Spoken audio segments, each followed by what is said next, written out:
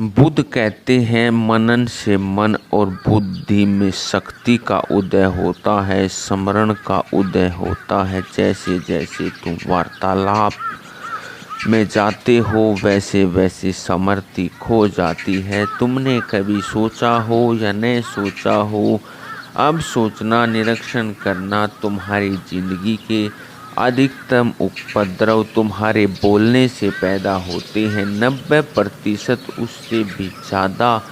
तुम अगर ना बोलो तो 90% उपद्रव तो तुम्हारे गिर जाएं। तुम कुछ बोलते हो और उलझन में पड़ जाते हो। क्या हो जाता है बोलने से? क्योंकि बोलने की अवस्था में सबसे कम स्मृति रहती है, सबसे कम श्रुति, अवेयरनेस। क्योंकि बोलने में ध्यान दूसरे की तरफ होता है, अपने पर ध्यान चूक जाता है।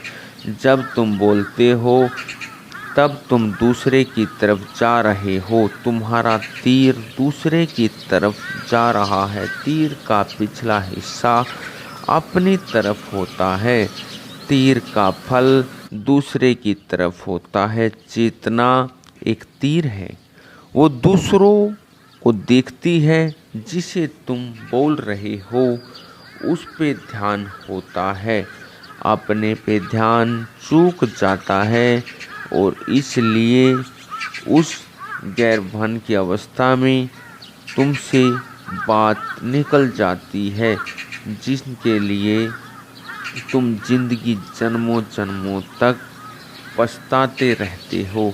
किसी स्त्री से कह बैठे कि मैं तुम्हें प्रेम करता हूँ, ये कभी सोच के भी नहीं गए थे, ये पहले कभी ख्याल भी नहीं आया था। बात बात में बात हो गई, अब फंसे, अब इससे लौटना मुश्किल हो गया। अब इस बात से और बातें निकलेंगी। जैसे पत्तों से पत्ते निकलते हैं वैसे बात में और बात लगती है।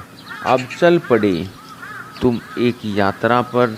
तुमने कभी ख्याल नहीं किया है कि ख्याल करोगे तो साफ हो जाएगा कि जीवन की सारी झंझटों की कड़ियाँ शब्दों से शुरू होती हैं और फिर एक शब्द जो बोल दिया तो फिर अहंकार जकड़ लेता है, तो उसकी पूर्ति करनी भी ज़रूरी है। तुम एक स्त्री को प्रेम करते हो, तुम उससे कहते हो जन्मों जन्मों तक ये प्रेम करूँगा। क्षण का तुम्हें भरोसा नहीं, कल का तुम्हें विश्वास दिला सकते हो। कल सुबह क्या होगा कोई नहीं जानता, लेकिन अभी तुम जन्मों जन्मों के लिए बात कर रहे हो।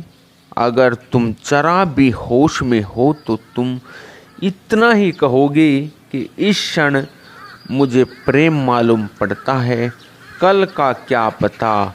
लेकिन उस अहंकार को रसना है, कहा, क्योंकि जब तुम्हें प्रेम पता चलता है तो तुम सोचते हो अब सदा प्रेम करूँगा।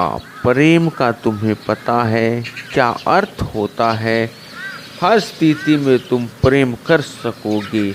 मुल्ला नसरुद्दीन की पत्नी उससे पूछ रही थी कि अब तुम मुझसे पहले जैसा प्रेम नहीं करते, मैं बूढ़ी हो गई हूँ, इसलिए शरीर मेरा जर्जर हो गया है,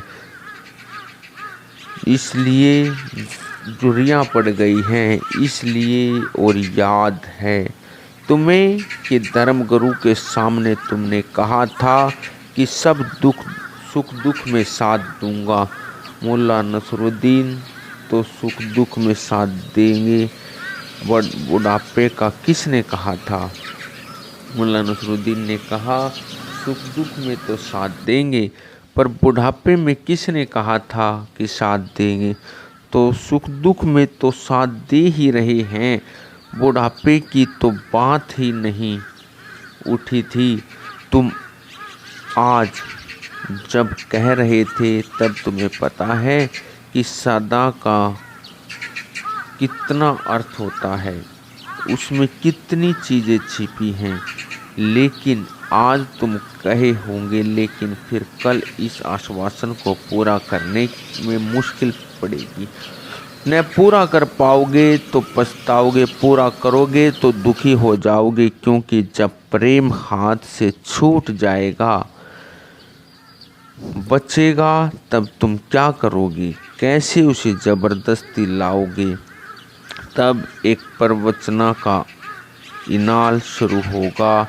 अगर व्यक्ति अपने शब्द का होश रखे, उसे जो कि कठिन है, शब्द का तल पर कठिन है, क्योंकि शब्द के तल पर तुम्हारी नज़र दूसरे पर है। इसलिए अपना होश तुम कैसे रखोगे। सिर्फ बेहोशी के लिए बोलना ठीक है, क्योंकि उन्होंने अपने जीवन की साधना से 2 फल वाला तीर पैदा कर लिया है। उनके पास ऐसी चेतना है, उसी चेतना का नाम सरुति है। जब तीर में 2 फल हैं दूसरे की तरफ, अपनी तरफ, तब चेतना दोनों तरफ एक साथ देख पाती है। जब चेतना तुम्हें बातचीत करने में खो नहीं जाती, सुसज्जित बनी रहती है, बोलने वाला बोलता रहता है, साक्षी भीतर खड़ा रहता है, तब एक भी शब्द तुम्हें किसी झंझट में नहीं ले जाएगा, अन्यथा सब तुम्हें झंझट में ले जाएंगे। एक सूफी कहानी है कि गुरु ने 4 शिष्यों को मौन भेजा।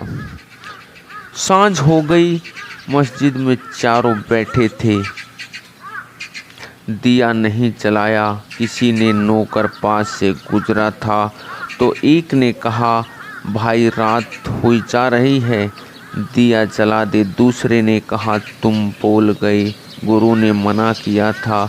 और तीसरे ने कहा, क्या कर रहे हो, तुम भी बोल गए, गुरु ने मना किया था। और चौथे ने कहा, ठीक, हम अभी तक नहीं बोले, बोलने में एक एक विस्मरण है। ये कठिनाई तुम्हें जैसी लगती है, तुम्हारी ही कितनी है।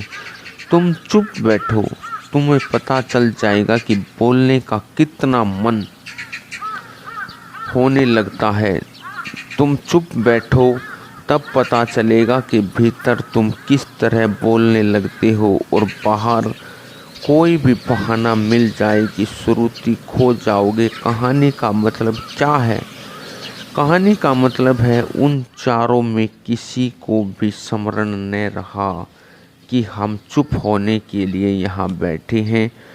और कहानी का मतलब है जब नौकर निकल पास से दूसरा आया, ध्यान दूसरे पर गया, सरोती छुप गई, नानक मन में बैठी और बुद्धि में शक्ति का उदय होता है। सरुति शब्द बड़ा प्यारा है, ये बुद्ध के सम्यक के स्मरण से आता है। बुद्ध ने बड़ा जोर दिया है स्मृति पर, राइट माइंड फुलनेस पर, कि तुम जो करना स्मरण पूर्वक करना, बोलो तो स्मरण पूर्वक बोलना, चलो तो स्मरण पूर्वक चलना, आँख भी हिलाओ पलक भी हिले, स्मरण पूर्वक होश खो के मत करना।